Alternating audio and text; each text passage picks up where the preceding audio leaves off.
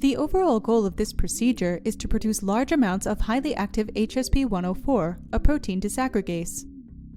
This is accomplished by first expressing Hsp104 in codon-optimized E. coli cells. The Hsp104 protein is then purified through the use of a histidine affinity tag followed by an anion-exchange column.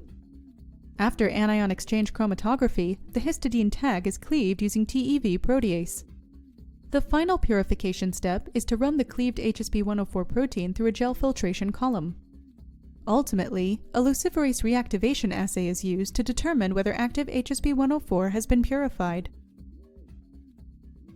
The main advantage of this technique over existing protocols is both a small number of steps and the large yield of highly active Hsp104 that is suitable for structural and mechanistic studies.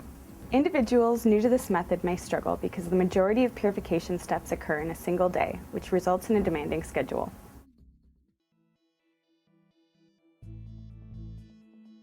Before beginning this protocol, prepare all necessary buffers for Hsp104 purification as described in the written protocol accompanying this video.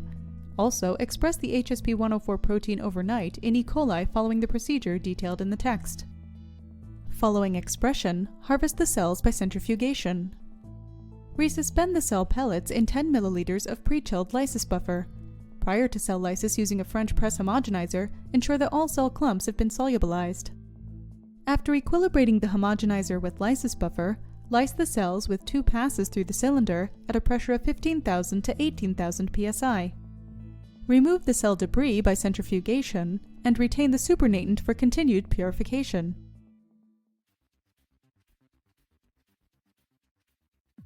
Begin the purification.